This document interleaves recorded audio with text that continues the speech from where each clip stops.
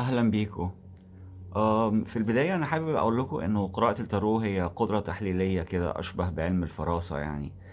فاذا طلع كلامي صح واصبت فهو بتوفيق من ربنا سبحانه وتعالى، مش بسبب قدرات شخصية خارقة ولا قدرتي على معرفة الغيب ولا نورانية او اي حاجة من الكلام ده.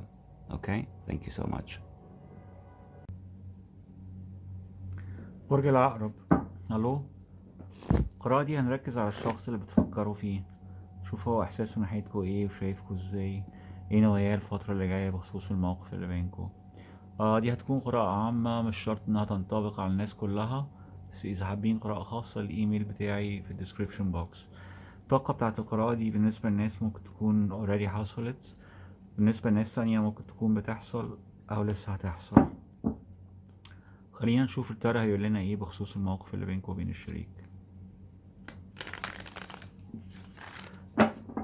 Please tell me what's coming forward towards Scorpio regarding the situation with the person on their minds. Tell me about this person's thoughts, feelings, actions, also intentions towards Scorpio in regards to whatever is going on between them during this period of time and onward, please. Answer the questions I'm going to ask and grant me the guidance and the wisdom to clarify the answers. Give me the cards I need to see. Last shuffle. Please tell me about the energy of the person on Scorpio's minds. Tell me about this person's backseat thoughts, feelings, actions, and intentions towards Scorpio during this period of time and onward.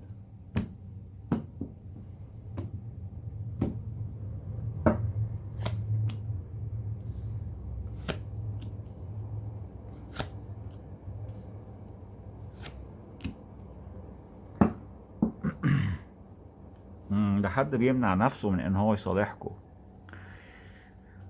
اوكي.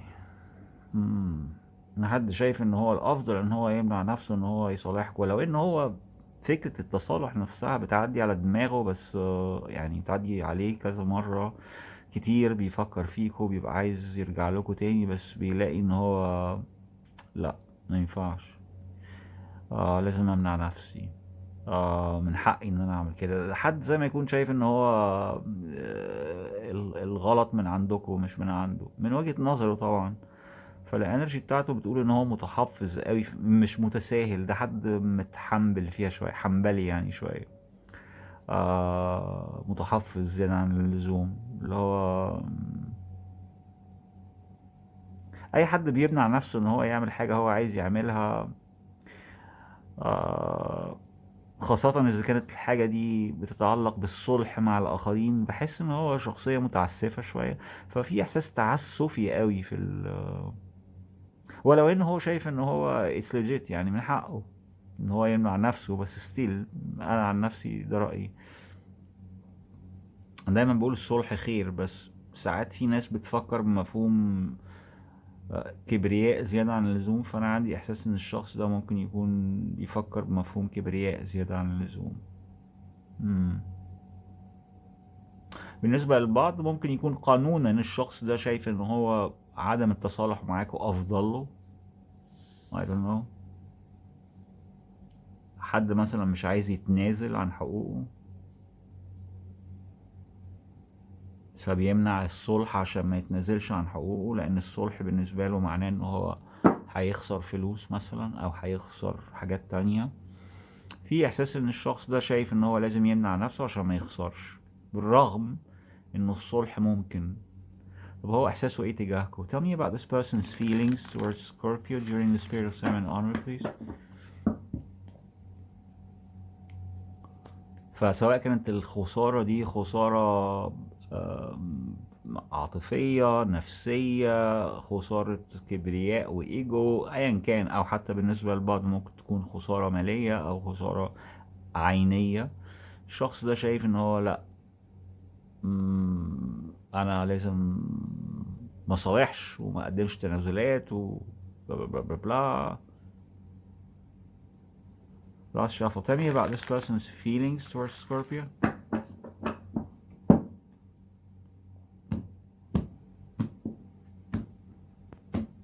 معرفش، ده اللي أنا حاسه.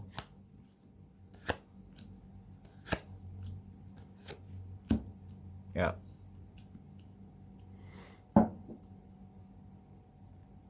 هو متردد، اللي هو هعمل ايه اكتر من اللي انا عملته؟ لا خلاص، مش عايز افكر في الموضوع. عندي حاجات تانية اهم محتاج ان انا افكر فيها وانسى الموضوع ده. والسمك في المية كتير. اذا كانت دي علاقة عاطفية فالشخص ده شايف ان هو مفيش حاجة ممكن تخليه يقدم تنازلات، لان هو من وجهة نظره حاسس ان هو بامكانه بيدخل في علاقات تانية اذا حب، وان اللي خلقكم ما خلقش غيركم من وجهة نظره طبعا. ففي احساس ان هو زي ما يكون مش شايف ان في ما يدعو ان هو يقدم تنازلات في الوقت الحالي، وان هو احسن له ان هو يركز على حاله. فزي ما يكون شايل الموضوع من دماغه. طيب هو شايفكوا ازاي؟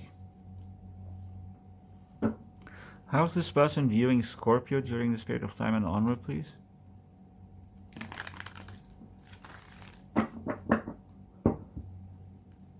Last shuffle. How's this person viewing Scorpio?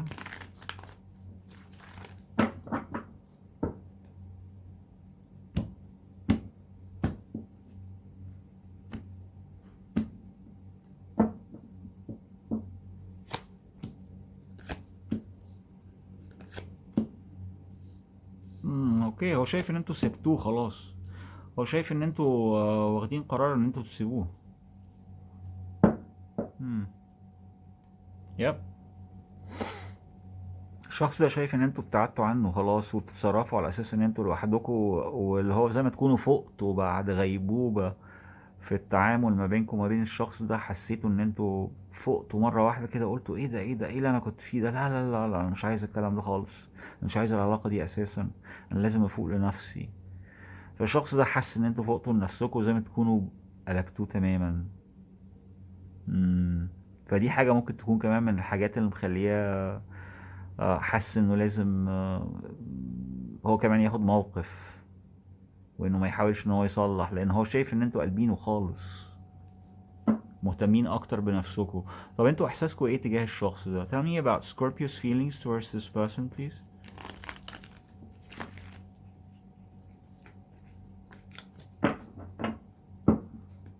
Last shuffle. Tell me about Scorpio's feelings towards this person, please.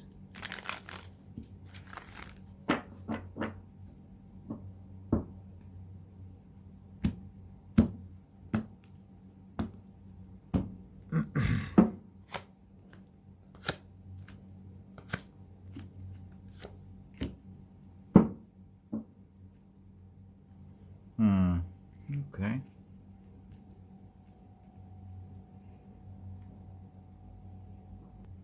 بصوا هقول لكم حاجه، هو الشخص ده مش شايف اللي جواكوا، هو شايف اللي براكوا، او شايف اللي انتوا بتبينوه له.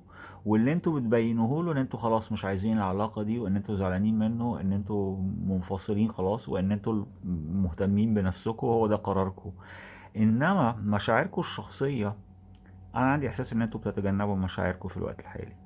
لان انتوا بتفكروا طب انا لو اديت فرصه للعلاقه دي، انا مصيري هيكون ايه؟ هقدر يعني هل ده هيكون احسن لي؟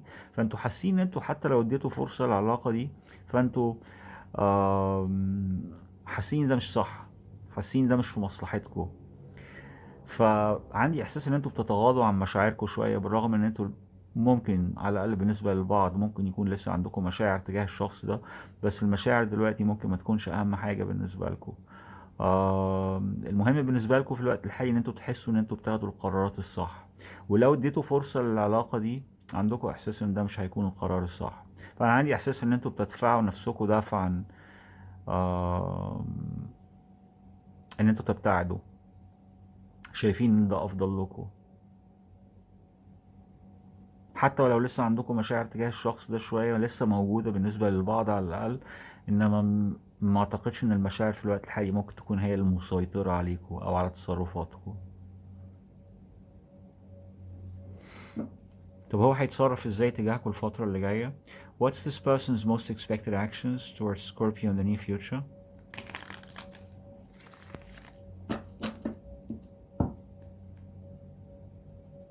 Last shuffle.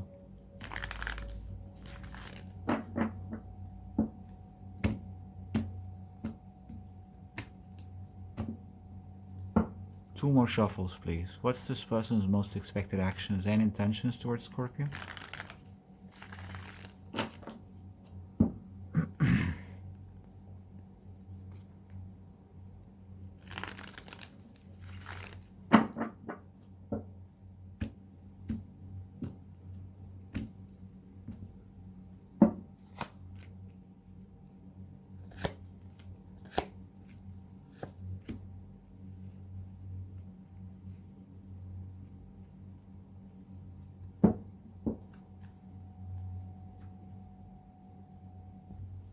على فكرة زي ما انتوا عندكم مشاعر تجاه الشخص ده، اللي انا عايز اقوله لكم ان هو كمان عنده مشاعر ناحيتكم على فكرة.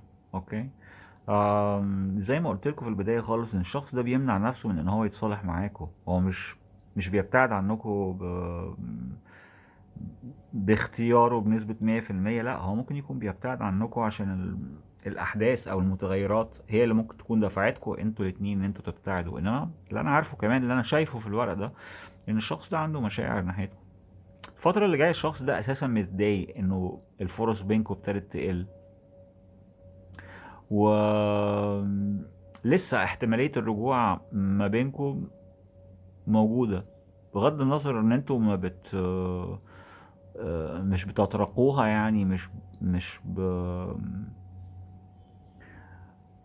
مش بتبصوا لها قوي على الاقل في الوقت ده، او مش بتحاولوا ان انتوا آه، تتقربوا لبعض بشكل او باخر.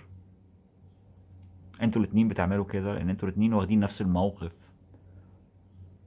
انما ده ما يمنعش ان المشاعر موجوده جواكوا انتوا الاتنين، بس it's like suppressed، زي ما تكون مكتومه كده، عارفين، محطوطه جوه علبه والغطا مقفول عليها.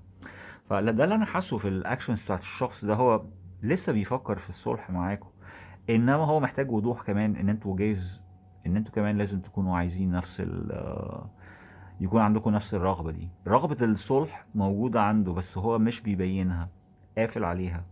وانتوا مشاعركم تجاه الشخص ده لسه موجودة، بس شايفين الأحداث والمتغيرات لا تحتمل ان انتوا تبينوها. فانتوا الاتنين موقفكم is like عارفين اللي هو 69 كده. آه، انتوا الاتنين شبه بعض قوي، بس يعني عكس بعض شوية. كتير مش شوية. يعني نفس الشيب، نفس الشكل وكل حاجة، بس كل واحد فيكو قصاد التاني.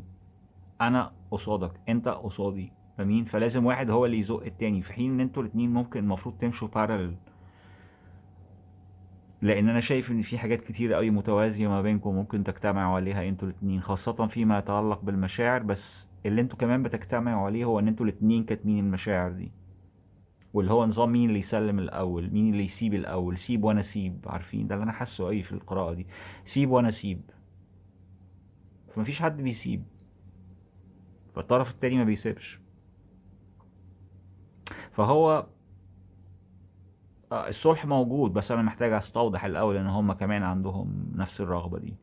مين وايل انا زعلان ان الفرص اللي بينا ضاعت، لان انا كان عندي مشاعر تجاه العقرب، والعقرب عندهم مشاعر تجاهك بس هو ما يعرفش. بغض النظر عن الاحداث، بغض النظر عن المشاكل، بغض النظر عن المتغيرات اللي حصلت وما قالت اليه الامور دلوقتي، انما ستيل في حتة سوفت موجودة ما بينكم انتوا الاتنين. anyway، انا شايف برج الحوت، برج الاسد، برج الجوزاء، سرطان، عذراء، عقرب، حمل، اسد، انا قلت اسد اوريدي، جدي، ميزان، قوس.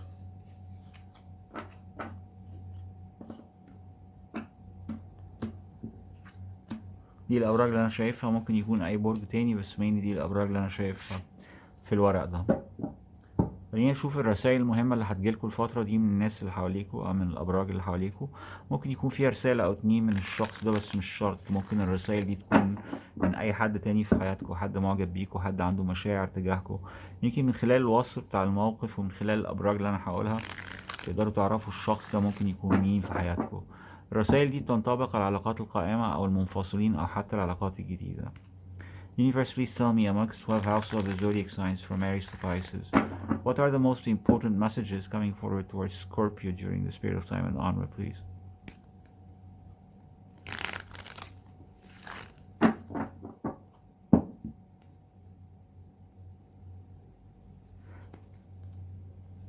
Regarding ongoing relationships, separated from relationships, or even new love, new relationships. Lost shuffle. Important messages for Scorpio.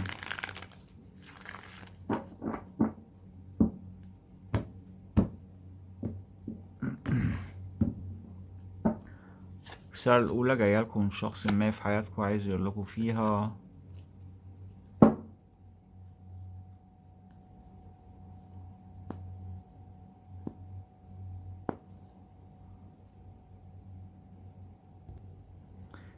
انتوا ما بتحاولوش تتشافوا وانا مش لاقي فرصة. ده حد شايف ان انتوا الاتنين موقفكم سلبي. هو موقفه سلبي وانتوا كمان موقفكم سلبي. انما الشخص ده جايز يكون عارف ان انتوا اللي هو زي ما تكونوا مش عايزين تخرجوا نفسكم من الألم، او مش عايزين تنسوا الاحداث السلبيه اللي حصلت ما بينكم، فبالتالي هو شايف انه الباشن بينكم ابتدت تقل بسبب الحكايه دي، زي ما تكونوا مش قادرين تغفروا له. آم، ده حد حاسس ان انتوا مش قادرين تغفروا له او مش عايزين تغفروا له. برج الحمل، برج الجوزاء اكسكلوسيف. الرسالة التانية جاية لكم من شخص ما في حياتكم عايز يقول لكم فيها انه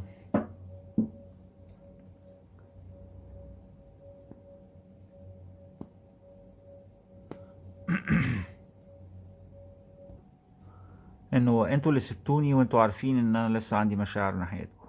امم اوكي، ده حد لسه عايزكم بس هو حاسس ان انتوا سبتوه، بس في نفس الوقت هو عارف ان انتوا لسه متعلقين بيه، بس بالرغم من كده ابتعدتوا عنه. هو لسه عنده مشاعر ناحيتكم او هي لسه عندها مشاعر ناحيتكم، لان انا شايف الفيمينين انرجي ممكن تكون ظاهرة هنا اكتر في الطرف التاني. فالطرف التاني هنا ممكن يكون فيمينين او انثى يعني، مؤنث يعني، بس طبعا مش شرط، فاهمين؟ آه بس عموما انا عندي احساس ان الطرف التاني هنا ممكن يكون مؤنث اكتر. ده حد عنده احساس ان انتوا خلاص ابتعدتوا عنه وهي لسه بتفكر فيكوا، لسه عايزاكوا. برج الحوت، برج السرطان، برج الحمل. الرسالة التالتة جاية لكم من شخص ما في حياتكم عايز يقول لكم فيها انه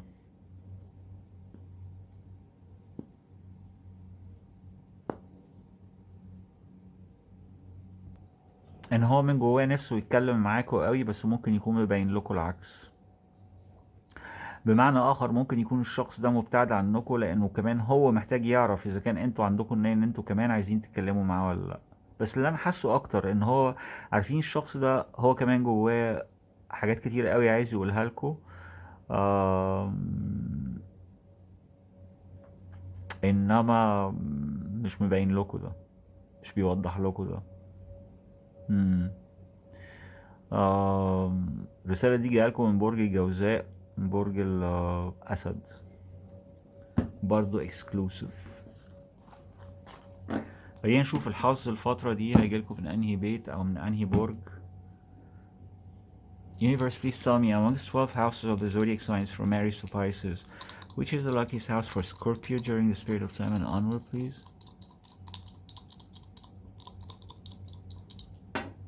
بيت العاشر. بيت العاشر بيت السوشيبيليتي، بيت الحياة الاجتماعية، بيت المهنة كمان، والسوشيال اكتيفيتيز، الأنشطة الاجتماعية، آسف مش الحياة الاجتماعية. يعني الاتنين قريبين من بعض، بس بيت العاشر بيت الأنشطة الاجتماعية أكتر. وبيت صورتكم الاجتماعية كمان، your social image, public image، صورتكم قدام الناس. الايمج اللي هي بيعبر عنها الايجو، واللبس بقى هلبس ايه النهارده وهخرج ازاي والناس هتشوفني ازاي وانا احب الناس تشوفني ازاي. البيت العاشر هو الميد هيفن، هو اعلى نقطة في السماء، والبيت العاشر بيمثل الشهرة بتاعت الانديفيديوال او الشخص، شهرة الشخص في في حياته، في المكان اللي هو بيتعايش فيه وقدام الناس والى اخره. عشان كده هو بيتقال عليه بيت المهنه كمان وبيت الكارير، لان الكارير والمهنه الاتنين بيمثلوا جزء من وجهه الشخص او من وجهته بمعنى اخر، نظره الناس ليه. فالحظ في البيت العاشر ده معناه ان انتوا ممكن تكونوا محظوظين في خلال الفترة دي في المهنة، في الطريقة اللي الناس بتشوفكوا بيها، في شهرتكوا والبابليك ايمج بتاعتكوا، في صورتكوا الاجتماعية قدام الناس. آه الحظ في البيت العاشر ممكن يجيب لكم وظيفة افضل، ممكن يخلي عندكم بوزيشن احسن، ترتقوا في المستوى الاجتماعي. ممكن يكون عندكم في خلال الفترة دي احتفالات، بتتعزموا على حفلات، تجمعات، آه، آه، يعني تجمعات بتحضروها، ايا كانت طبيعة التجمعات دي، تجمعات لناس سواء في احتفالات او في حفلات شخصية او الى اخره. آه، بس انا عايز اعرف رأي التارو عندكم في البيت العاشر. ليه الحظ عندكم في البيت العاشر؟ البيت العاشر عندكم هو برج الاسد، وحاليا الشمس لسه موجودة في الاسد، يمكن النهاردة اخر يوم او بكرة، وكمان دلوقتي عطارد موجود في الاسد. فعندي احساس ان صورتكم الاجتماعية في خلال الفترة دي ممكن تكون عليها فوكس. نظرة الناس ليكوا، نظرتكوا لنظرة الناس ليكوا، بالنسبة للبعض أمور ممكن تكون متعلقة كمان بالشغل والكارير والوظيفة. Why the 10th house is the luckiest for Scorpio during this period of time and onward. خلينا نشوف رأي التارو ايه للحظ عندكم في البيت العاشر. Last shuffle. Why the 10th house is the luckiest for Scorpio please during this period of time and onward.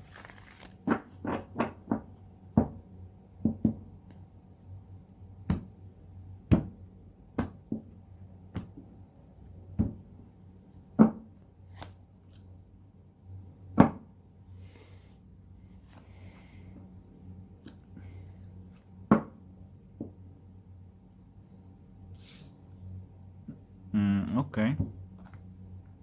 يمكن الفترة اللي فاتت دي انتوا كنتوا مبتعدين، قافلين على نفسكم، منعزلين شوية، آم، مبتعدين. في خلال الفترة دي ممكن تلاقوا نفسكم مضطرين ان انتوا تكونوا سوشيبل اكتر او تكونوا اجتماعيين اكتر. اوكي. من ناحية تانية، اذا كان كنتوا مبتعدين عن الشغل الفترة اللي فاتت، ففي خلال الفترة دي ممكن تلاقوا شغل افضل او شغل جديد. اوكي. من ناحية تالتة، إذا كان بالنسبة للبعض، إذا كنتوا صحيا في وعكة صحية حلوة، وعكة دي صعبة أوي، بحس إن كلمة تقيلة أوي. إذا كنتوا الفترة اللي فاتت دي عندكم أي مشاكل، أي نوع من أنواع المشاكل الصحية، في خلال الفترة دي في تحسن ملحوظ بالإيمج بتاعتكم، هيبان عليكم على طول، هتحسوا إن انتوا ابتديتوا تتحسنوا. أوكي. آم، في خلال الفترة دي كمان ممكن تكونوا ما بتدوش فرصة قوي ان انتوا تمارسوا هوايتكم الأساسية، اللي هي ان انتوا تكونوا بتفكروا بعمق قوي في الناس اللي حواليكوا. اعتقد في خلال الفترة دي ممكن تكونوا ميالين اكتر لان انتوا تشوفوا الرياليتي او الواقع بالشكل اللي هو عليه. مش عايزين تشغلوا البصيرة ولا الحدس، زي ما تكونوا حاطينهم واخدينهم حاطينهم في اجازة كده. فاهمين قصدي؟ اللي هو مش عايزين حاجة كئيبة، مش عايزين وجع دماغ، عايزين تنبسطوا شوية في خلال الفترة دي. آه فانا عندي احساس ان انتوا في خلال الوقت ده مش عايزين تفكروا كتير، عايزين تنبسطوا اكتر. والبيت العاشر بيت لطيف قوي، بيت مهرج، يعني اللي هو هتلاقوا نفسكم ممكن عندكم خروجات، ويكندز، رحلات، بتقضوا وقت مع ناس كتير، في وسائل كتيرة قوي للترفيه في البيت العاشر وللحياة الاجتماعية اللي فيها شيء من التوسع والانفتاح.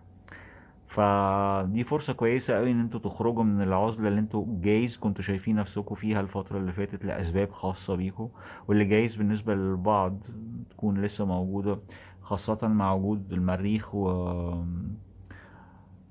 وجوبيتر في البيت الثامن عندكم، ممكن يكون بيخليكم تهتموا اكتر ببعض الامور المالية في خلال الوقت ده، اللي ممكن تكون كانت شغلاكوا في فترة من الفترات، بس ابتديتوا تحسوا ان التركيز في الفلوس وفي الامور النفسية واللي هو آم، اللي بتتطلب منكم في بعض الاوقات العزلة، ما بقيتوش حابينها، يعني عايزين تنبسطوا، لان الانرجي ما بين البيت الثامن والبيت الخامس مش حلوة، والانرجي كمان ما بين البيت الثامن والبيت ال11 مش حلوة. فانا عندي احساس ان انتوا في خلال الفترة دي هتنتهزوا الفرصة وتخرجوا من العزلة اللي انتوا كنتوا فيها، اللي جايز تكون اضطرارية بالنسبة للبعض نتيجة لظروف مالية، لظروفكم في الشغل بتمنعكم عن ان انتوا تقضوا وقت مع الناس اللي بتحبوهم، او بتمنعكم من ان انتوا تشوفوا اصحابكم. آه لا، في خلال الوقت ده انا عندي احساس ان انتوا عندكم الفرصة للانطلاق. اوكي. اتمنى لكم التوفيق، بشكركم على المشاهدة والمتابعة والتعليقات اللي بتكتبوها في كومنت سيكشن. إذا حابين قراءة خاصة الإيميل بتاعي في الديسكريبشن بوكس. إذا أول مرة تشوف قراءة، لو عجبتك بليز لايك شير اند سبسكرايب عشان نوصل الشانل لأكبر عدد ممكن من الناس. في لينك في الديسكريبشن بوكس توصلكم للبلاي ليست بتاعت الشانل. إذا حابين في أكتر من 3000 فيديو more than welcome تتفرجوا عليهم. it's all free. خدوا فكرة عن الناس اللي بتحبوهم، الانرجي بتاعتهم عاملة ازاي، عشان تعرفوا تتعاملوا معاهم في المستقبل. مرة تانية بشكركم على المشاهدة ومتابعة التعليقات. أنا زايمن تارو channel. I love you all and I'll see you when I see you. Ciao.